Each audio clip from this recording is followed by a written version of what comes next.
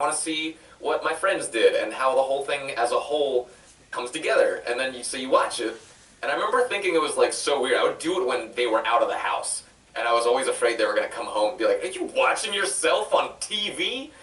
Get over yourself, dude!" Like I always was afraid that was gonna happen. It does. It feels weird. I don't know. Sometimes it's like I'm still not used to it, but yeah, I'm a fan of a lot of the stuff that I'm in. So like, of course I'm gonna play Fire Emblem. Of course I'm gonna go see Promare in theaters 4 times. Like absolutely. Oh, we're still waiting for Promare to Oh no be way. on the big screen here. I think it almost made it here last year, and then I was gonna say it's that was coming back in before theaters. that. I think sometime soon. Is Is it it? gonna make Is its way it? there? Yeah, I they're hope bringing it so. back. Oh, fingers crossed, fingers Oh crossed. no, I Please come to hope so. Calgary. Yourself, Erica? Yeah, I do sometimes. I've said this on record many times, but oftentimes hearing my voice kind of takes me out of it. And as a fan, I like to separate what I am a fan of versus what I'm in, and like one is not dependent on the other.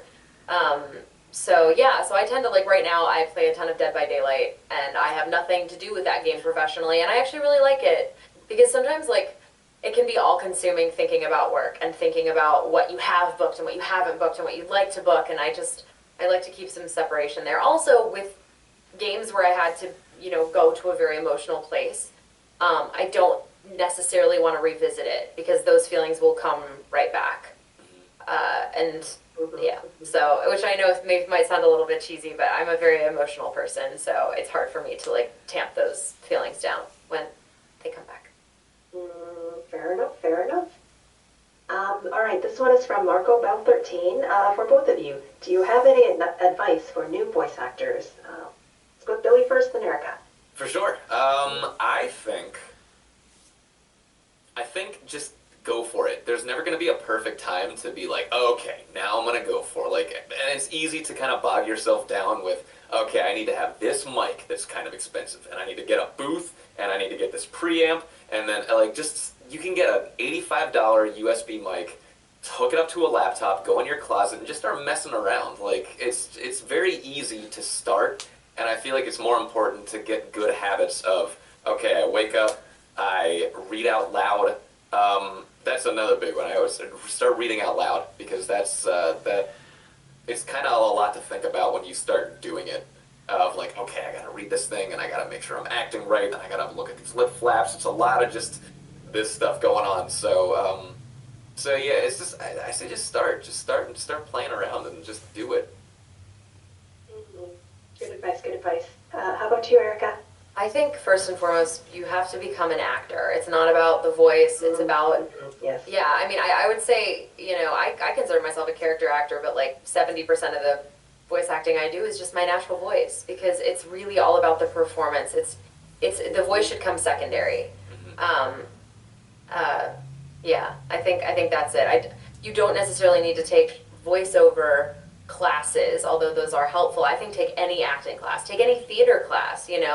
A lot of the really successful voice actors that you see out there, they went to school for theater. That some of them have their masters. I mean, they have been studying the craft, so to speak, their entire lives, and there's a reason for that. There's a reason that a lot of people, and obviously it's not one size fits all. There are some people who've never taken a class in their lives who are absolutely fantastic actors. I am not one of them. I have been doing theater and studying acting for I did it for like 15 years before I actually entered the professional workforce of acting. Um, but yeah, and I do agree about the good habits though, because you can be incredible, but if you don't get your auditions done in time, or you don't spend enough time on them and make sure that they're solid, or do the edit them correctly, you're gonna be SOL. So and you also need to be good to work with. You know, some aspiring voice actors might not like to hear this, but it's a grind. It can be a grind. It is really fun, but it's a lot, and nobody wants to work with somebody with a bad attitude they have to sit in the booth with working on a game for 4 hours every day for 6 months. It's really honestly about having a good attitude and you know um, being a good with people. Yeah. That's really Not good not life not advice in not saying that general. you don't need to be yourself, of course, but just yeah. Anywho, yeah, maybe good life advice in general too. I don't know. Yeah, I always tell people if you work hard, if you're talented, and if you're a good person, like you will find work. That's like, I feel like that speaks a lot. Mhm. Very But good, very good. Yeah. Okay, I'm going to move on to Hydronel here. Might be a bit of a toughie, but question for both. What was your favorite line to say? Let's go with oh Erica my. and Billy, or lines that stand out, I guess, in your memory. Um, I loved saying Clarent Blood Arthur, which was Mordred's noble phantasm. And I loved her first line in Fate Apocrypha was, "Are you the one who is my master?" Which she says to Kyrie, who is voiced by Patrick Seitz, who is actually like my mentor in real life.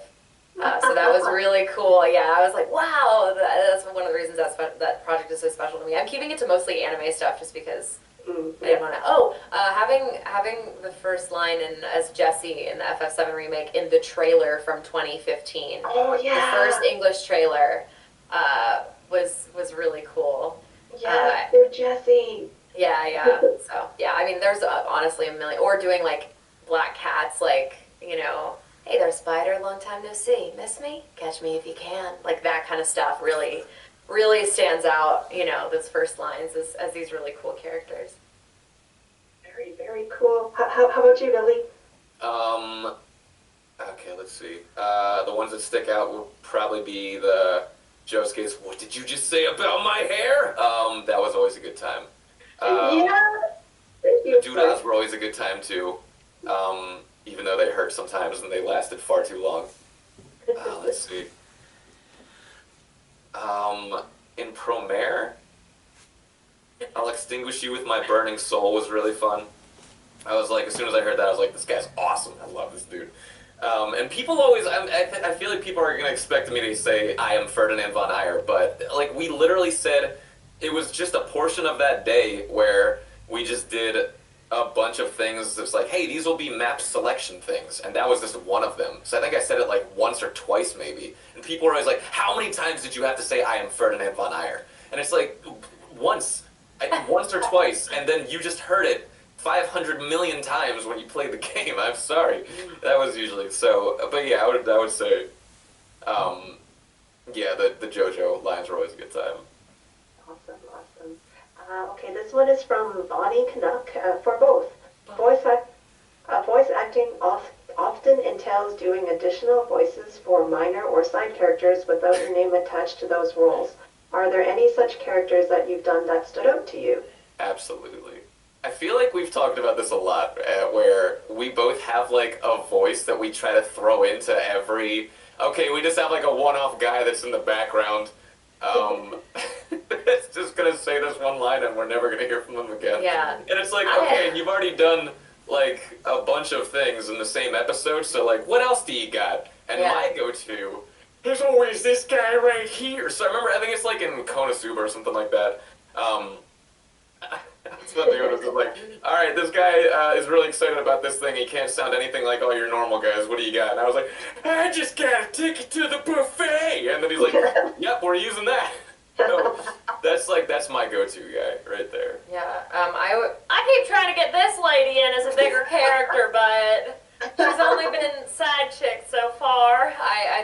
It's very Kristen Wiig, like, "Welcome to Target," like that. That lady, I just love her, and when I have nothing left in the tank, that's who comes out. That lady needs her own show. That She lady really does. needs her own At some HBO point. special. At One some of these days, point. it's gonna happen. Yeah, I'm gonna get it. I'm gonna Everyone's get gonna it. go, finally, Rhonda, Rhonda. she's yeah. in. Yeah. Oh, awesome. Okay, this one is from Just a Fan for Billy and Erica. What was your toughest role? Ooh. Erica? Oh my goodness. I don't know that I could actually pick, but coming to mind in the anime realm is Cowdy from Your Lie in April. That one was one of my first big, really bigger show, shows with really big fan bases, and it was my first time working with Patrick Seitz, who wrote and directed that show, and it was really his baby. And we had never worked together, and I remember going into the booth to start voicing Cowdy and just going, "Why am I here? I literally don't know what to do. I don't know what to do. I don't know why am I doing this?" Also, Cowdy is so perfect. really hard for me. I know I'll never be the same. Shook my world so hard again. Wish I washed away my sins. He's a dead man walking, blank stare in his eyes. Should have given up on the ones I trust. Never should have been surprised when they shot him